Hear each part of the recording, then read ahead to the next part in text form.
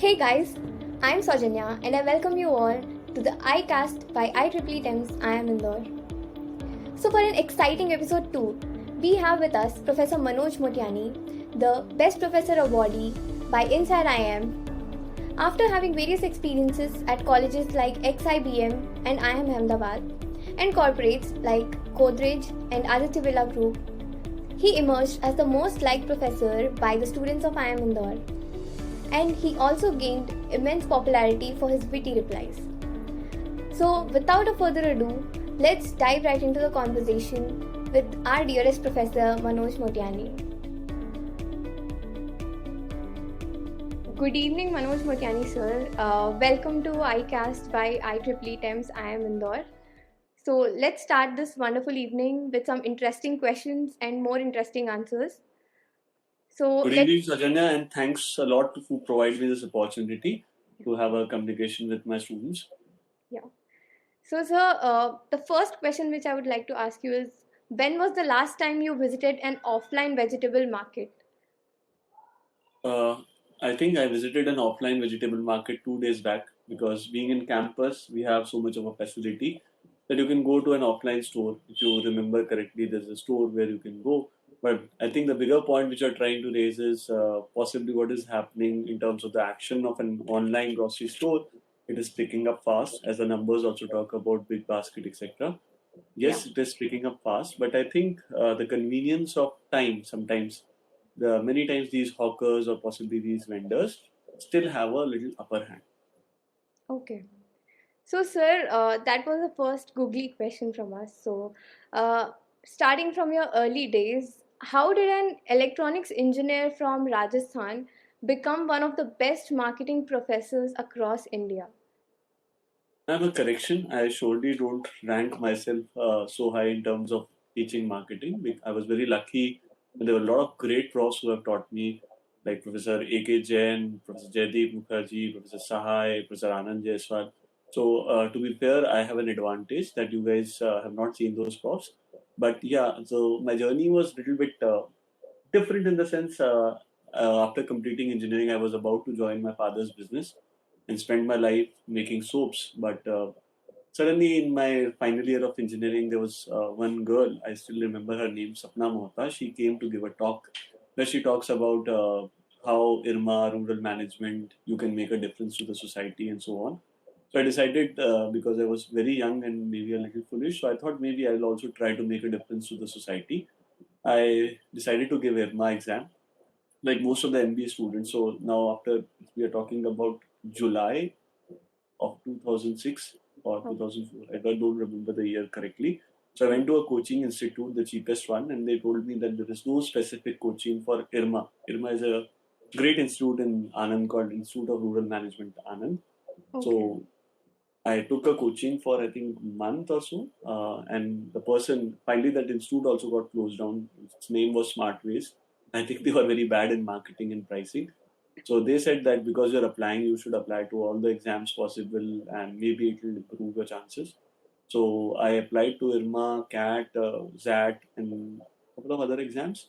So IRMA was my first priority. I think I scored some rank 4 or 5 in IRMA entrance all India, but when I told them that I have a call from XLRI, I am Indore, and etc., they were, and I want to make a difference to the society. So they clearly asked me to get lost. And today, as a prof, I can understand why possibly they made a right choice. Same thing happened with XLRI HR, where because I also took a coaching, so a lot of stupid answers I learned. So XLRI HR, why you want to go for XLRI HR? I still remember a stupid answer that I love people. So that prof later on also met me and he said, I hope your view about management has changed a lot. So from there, I did my MBA. Totally lost person. I was never studious, although my grades were very decent. So, like all the PGP students of today, I was also very risk averse. So I took a subject in marketing, finance, HR, etc.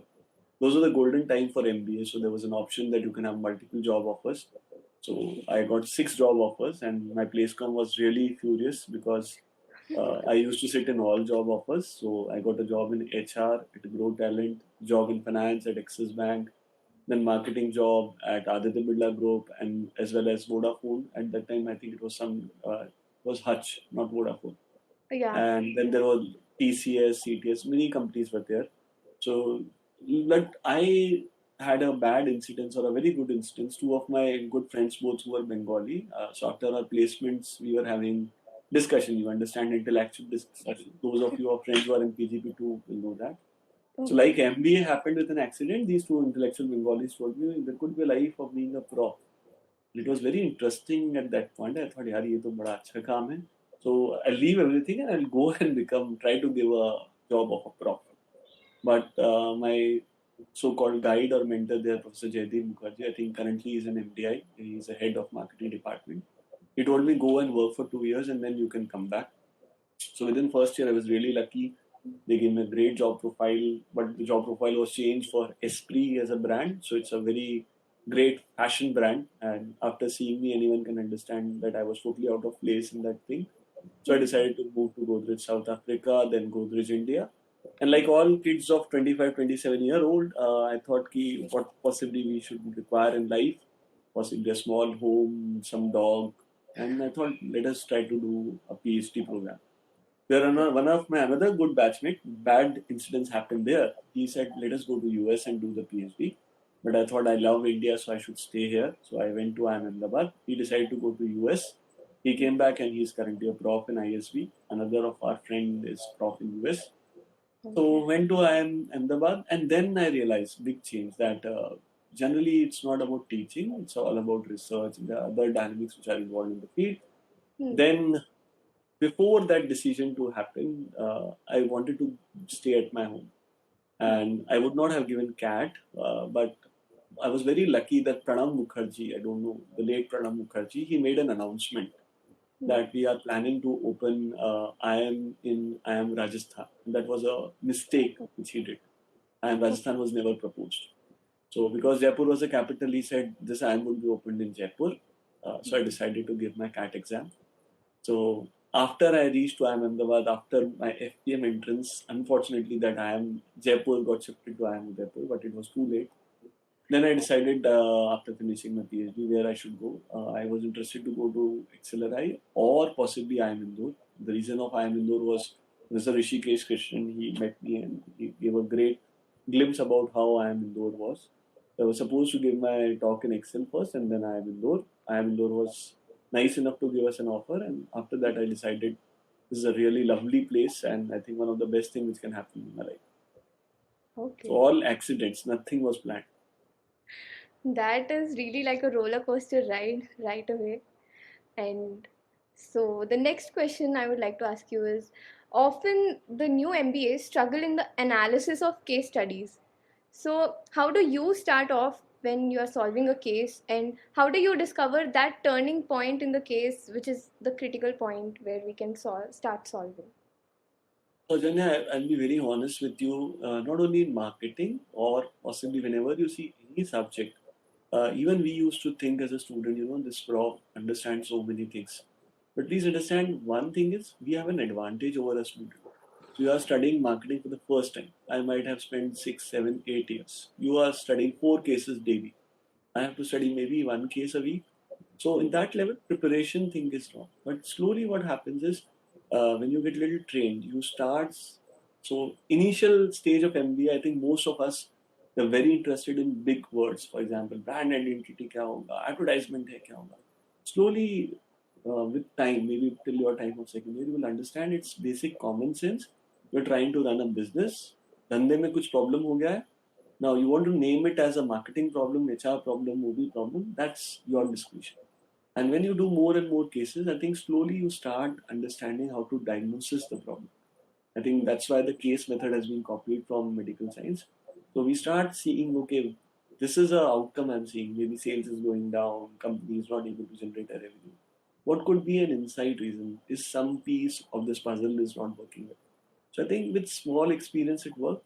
For exam purpose or possibly when people are going for their competitions, etc. Generally, I also gave a talk about how to work on your competitions PPT. The idea is if it's a standard case, generally please be very focused on the first paragraph because protagonist will always try to tell you what exactly is the problem. If it's a competition PPT, please understand there will be open-ended question. because the purpose there is to get your fresh new ideas, which possibly they can't think, so that they have a direction to work on. Okay. So, sir, we did a market survey of IIM Indore PGP1 students and found out that 9 out of 10 students love your pedagogy. So, what do you think is the reason behind these results? Madam, I think my suggestion would be, if it is this survey is being done in this year, then it's sheer innocence of the student. Because possibly this year it was a COVID year, as you all know. I personally feel that my effectiveness as a teacher has gone down by a significant number, and it is. I've also expressed that to my colleagues who are faculty, also possibly to the top management, that I need to take a step back and rethink about how I'm teaching. I think, but in general, what happens is I always try to visualize my class as a student. I love taking PGP class, not that much in terms of MDP or the classes, because one funny thing is when you teach as a PGP class, you can find faces which look very similar to your face when you were a student, or your friends who were there in that class, and it comes back to our mind how we used to think. So eventually always the bottom line question which was we were there is कि यार मैं एक घंटा बैठा हूँ तो मैं लेके क्या गया? Is there one or two pointers which I can take home? So for any profs, I think the biggest difficulty is that you are in love with something and you want other people also to fall in love with the same thing. So as unethical it looks like, the same is the problem. So many times you have to go one level down, try to give people a benefit of doubt that they don't have an experience. So some question which looks trivial to you, possibly at that age, at that point of time, it's something, a question which will come in the mind of student. The moment any teacher pick this thing and accept this reality, I think the class start becoming interesting. When you start thinking like a student, I think it become much more easier. Sometimes I think a problem with the teaching is people don't want to accept this reality. Another challenge that I am in though is most of the kids, at least most means I can surely say 70-80% people are much more smarter than me. Even at that age, I was not that smart. So they're sharp. But the only point is, I also understand I am Indore or any good B school is not only about academics. People have hundreds of things, they are not able to give that much time. So you have two responses. Either you can become angry on them or possibly accommodate them. I generally try to accommodate students and try to think like students. Okay. Yes, so that is really evident in your classes, as even I being a student, I can tell you. And so, coming to your go-to strategy for differentiating yourself from your competitors in the IMI educational fraternity, what would it be? And to be very fair, there is actually no competition in this particular system. Because competition happens when one person perform, it comes at the cost of someone else. So you guys are unlucky. You will have a corporate competition because one of the person can accept. In my field, there is actually no competition between us. So all 10 people can get a good feedback. All 10 people can get a good research. All 10 people can do a great administration job. One good part about our life is virtually there is no competition. Uh, One thing which I feel anyone who is planning for a career in academics or possibly teaching, I think if you don't, or possibly any job, if you don't love that job, it is better to stay away from that place, because if you don't like it, it will become a torture. So my so-called strategy or a concern, which I remember one of very famous prof in India, he's now retired, possibly one of the father figure in marketing in India, Professor A.K. Jain. He said, because when I was new in academics, I was always concerned how the class went, whether it was good, we were able to deliver it or not. They gave me a simple rule that in case if in your class most people think that they enjoyed it, but you are still a pain in, right? But after 10 years, if people come back and say this pain was worth it, I think you're doing a good job as a teacher. So still I'm waiting for another 1.5 years. So yeah, after alumni, when they come and give a feedback that was you taught us this, it is relevant now. Then it gets a good feedback. Okay, you are making some difference. Maybe somebody got interested in the subject, and that gives a real good boost that all the effort was worth. Okay. So, sir, how do you manage to keep yourself updated about the recent market trends and any recent news or event which you found interesting and you would like to tell us? There are two ideas. See, once I'm sure if you start giving an effort, so reading will start becoming a part of you. So you will read newspaper, magazines, etc. Slowly, not only me, it will also become a part of you. And if it is you are stopping it, it's actually bad for your career. Maybe first year I can understand you are too busy, but because you need to update yourself what exactly is happening in the world. Second thing is because you are also an instructor and you also love this subject, slowly what starts to happen is you start seeing everything from the lens of marketing. So suppose if I go to buy possibly a grocery, somewhere in back of my mind this thing is happening. Okay, इन्होंने ऐसा क्यों किया होगा? What could be the idea this guy has? So these questions keep coming back to your mind, and I think the best way of understanding any subject is if you are able to question them. I think the love for the subject will start to develop, and then possibly slowly your interest, your reading, all those things will become much less painful for you. Okay. So if you also fall in love with marketing, trust me, next time when you will sit in Ola, suddenly it come, okay, why they are changing the price, possibly how I am evaluating this car. Although it has a bad effect also that sometimes your family members or possibly your near and dear ones will get irritated, but that's okay. I think that's a part of the job. Okay. What is the other domain you would go for if not sales and marketing? And if I would not have done this profession, I'm still open to that idea. I might like to, and thankfully, IMLO is really good, so there's an option of taking a break also of 1 or 2 years.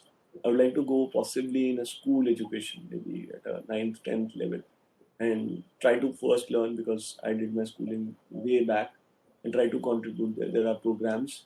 Because I think at the school level, instructor or a possibly teacher can make much higher impact compared to coming up in a system like an MBA because you guys are already very trained, right? We can't make a big difference in your life. But at school level, so sometimes I also reflect back to my life. Possibly, maybe at places I was very lucky to get a guidance, and possibly at some places I was not that lucky to get a right guidance. So I think there possibly I can make much important difference in life of people. Hmm. Okay. So, what intrigued you about marketing, and is there any story behind it? Um, Madam, I think I didn't get marketing to be very honest. My first love with the marketing didn't happen at a B school. So as I already told you, if you would have met me in 80s, okay, you were not born in that era. So I had a very clear ambition in my life. I wanted to sell Nirma powder. Nirma was very popular at that time. So my dad was a businessman, so we used to manufacture soap. We also has a wholesale business. Plus, we were also distributors. So I always used to really love this thing. And I come from Rajasthan, and that too, being a Sindhi, generally it is expected that when a child will grow up, he will do his business. So my dad used to take me to the shop or possibly factory when I was in class third and fourth, and he used to give me a target. So I think first selling job which I did was try to sell a soap tub. I don't know if you have seen a soap tub. It will be a tub in which there will be a raw soap, and you have to sell it. Okay. So whole day when you're standing there and trying to understand how you will confuse the customer. So you learn few things about people. So I learned, for example, if you're negotiating with someone in terms of price of a soap. So you start at 120, the person will come back at 100, 70, 80. Try to create a doubt in his mind. You'll say, okay, I'll give you 70, but not this piece, but other piece.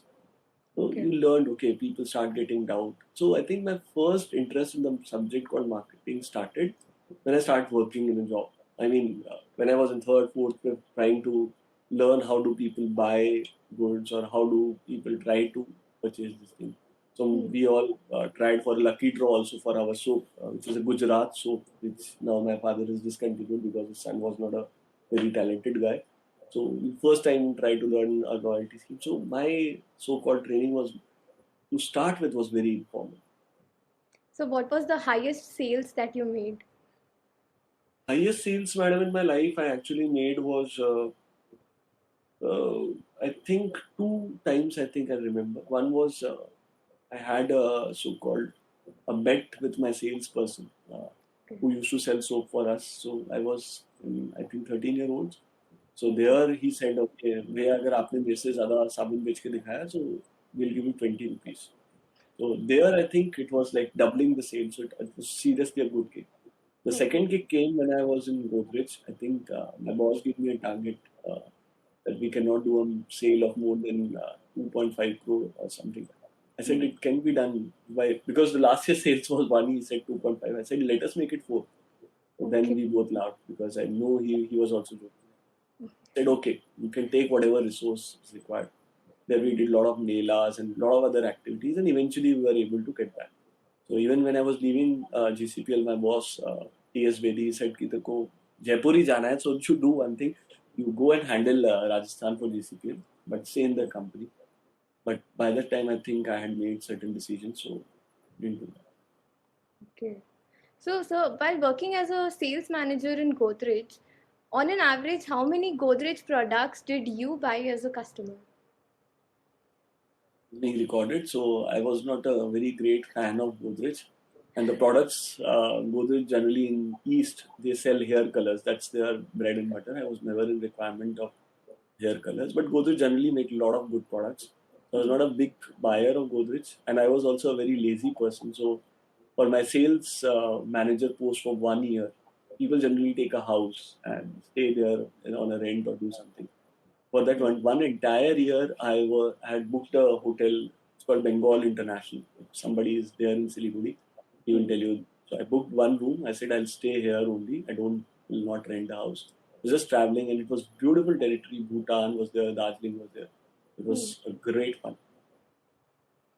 Okay. So what is the most underrated skill a manager should have? I think especially I'll break it that into years. So generally for first year, I think even when I say we, I had also batchmates. I've seen how their journeys have happened. I think patience is one skill which is very, very underrated in management because things will not go, especially in one first year. It generally comes as a revolutionary. When you go to industry, you feel सब कुछ गलत हो रहा है और हम सब सही कर देंगे. But it requires a patience to understand why the things have happened in a particular fashion. After 2 years, I think the biggest skill which is underrated is self-improvement because once your learning curve starts to, you have understood the sales, how sales happen, or if you are even a assistant brand manager, you know ad कैसे बन रहा है, कौन ले रहा है. Sometimes accepting that you still need to learn more because the world is changing, it will never remain static. That is something which can be a very big key difference between the people who perform really good versus the people who perform decent. I think most of the people who started believing after 2 or 3 years, any profession, including teaching, that हो गया, हमारा निरंकार हो गया, हमने सब कुछ सीख लिया, then possibly your growth as an individual starts. The world changed. So, how would you explain the concept of marketing to an 8-year-old? Madam, I'll say for a 5 year, I have a daughter of 5 years. So we still think I'm a student, by the way. Some people have started creating confusion in her life that I'm a teacher. But when she got stuck that, Papa, you teach something, तुम school में teacher हो, ये मुझे पता है किसी ने. Deepak was a kid who actually told him. I told him, Papa actually try to sell what people want to buy. That's my job. Try to sell something which people want. And in 8 years, why you want to corrupt someone's mind? I mean, see, management also create a lot of corruption. So up to 10, 12 years, I'll be very happy if they don't concern anything related to management. Let them enjoy life. After that, they have to do all this thing. Even if they are not in a managerial job, even if you pick finance, you will have to learn marketing, right? You have to market yourself. So let them enjoy their life. I want to destroy it. Okay. How does education help in gaining life skills? Education, in some sense, help you to gain life skills because it somehow, I think, the biggest part which MBA education. Suppose if I talk about MBA, they tell you few things: how time is important, how to manage diversity. There can be people of different views. Learning how to use Microsoft Excel, PPT. I think these are life skills. But to my disappointment, I think why even MBA, I've seen people who have done much higher education, but they lack life skills. People somehow they're not able to manage the power. They're not. I mean, you start believing that you have become something, right? So, or possibly how to be courteous, be thankful to people. These are few important life skills, and I think it comes from family. And if it doesn't come from your family, then possibly in your school system or college system, there should be a mechanism to ease these things. That people should be thankful to what they have got. You should try to respect individual. Because it's a podcast, so I can say sometimes I also feel really embarrassed that sometimes my colleagues or even my students, the way they actually talk to possibly our staff, it gives a very bad taste. I mean, what is the point of all this education if you can't be a little humble to people? The education should not create arrogance. Hmm. So that's a life skill which you can observe. Try to think how other person will feel. Hmm.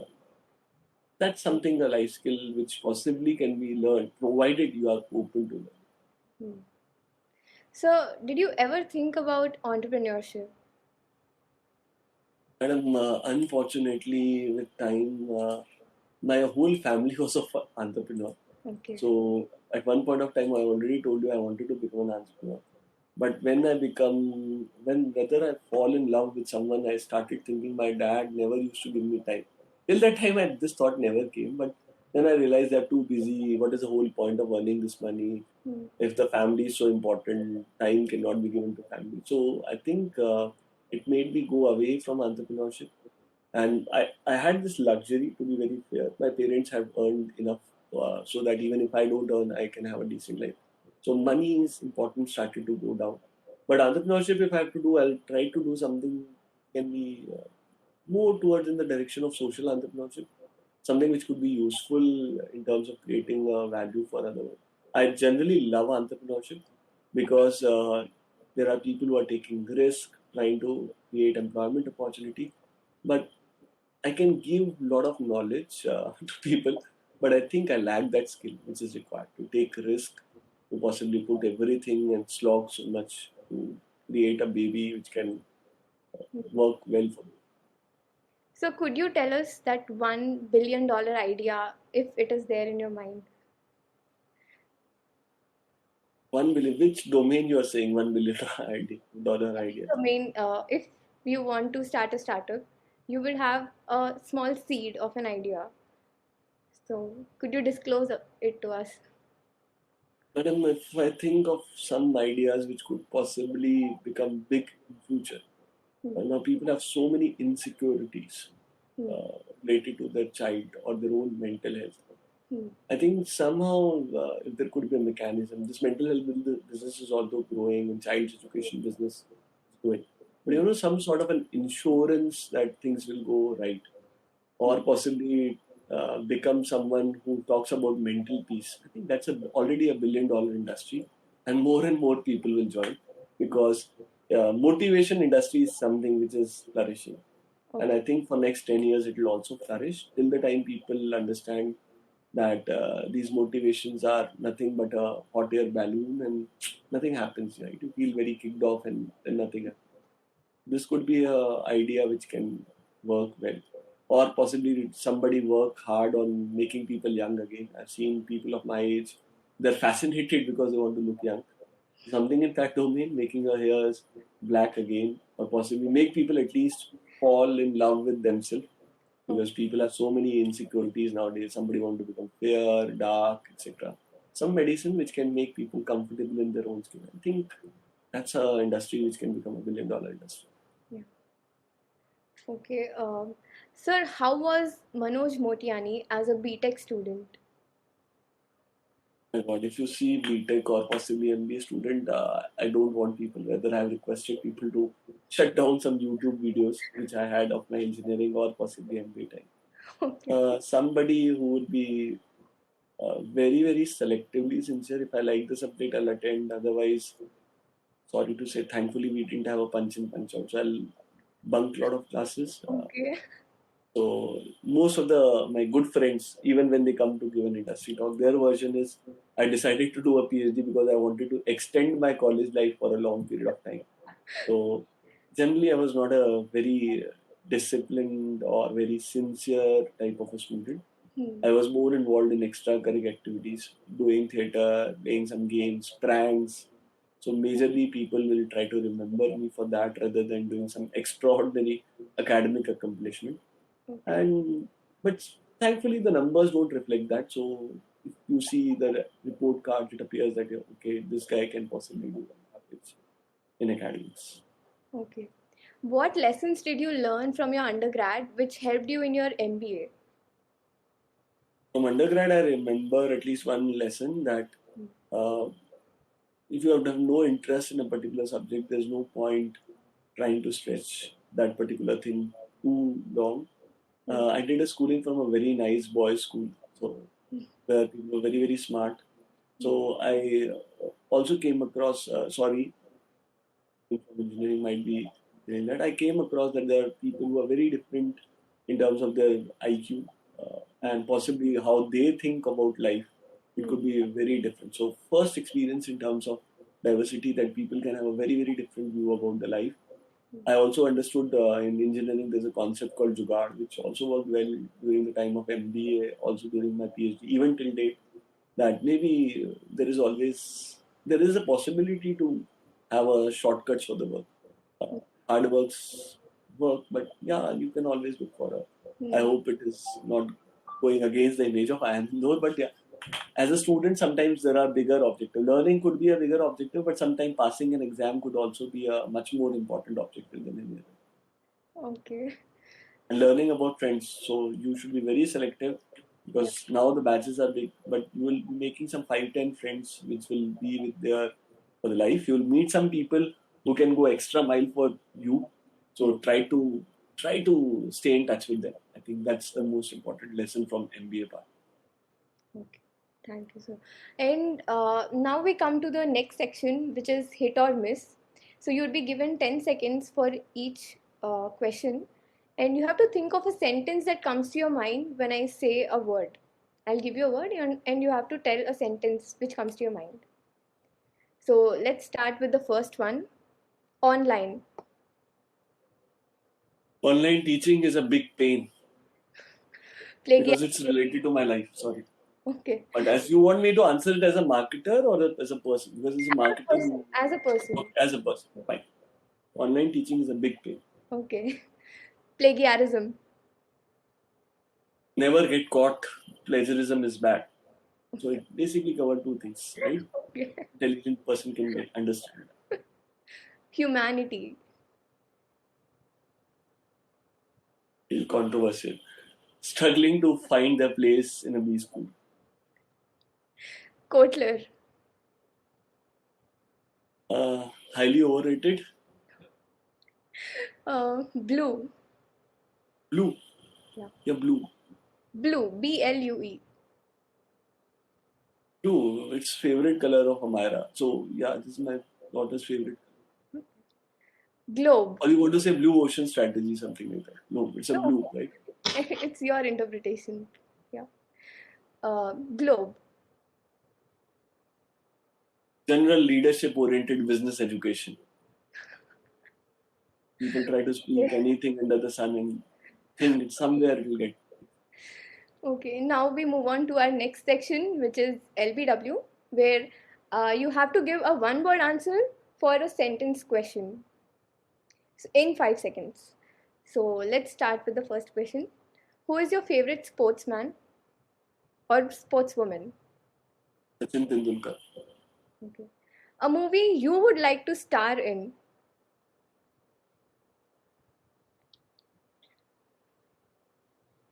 Five, four, three. Munna Bhai, MBBS. My life is more like that. People who should not be there but doing some profession related to that. What is the top point on your bucket list?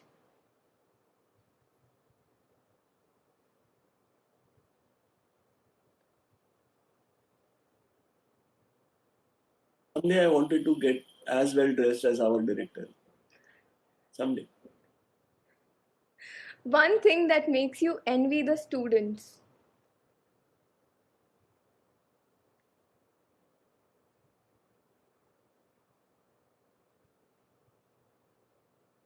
Students, they can get away by saying anything. I have to think many times if it is being recorded, not recorded. That's one pain of being a faculty. Okay. So, sir, this was it. It was wonderful having this conversation with you. Thank Thank you you so so much, ma'am. much. And I hope, just a small caveat. There are many things which I said about how my life went, or possibly what other things, but it does not mean that's the right way, right? Rather, I'll hope that this podcast you'll understand. You should not become another me, and you should try to become a much better person. That would be a caveat I would like to give. Right? Okay, sir. Thank you so much, ma'am. It was a Thank you. pleasure talking to you. Thank you so much.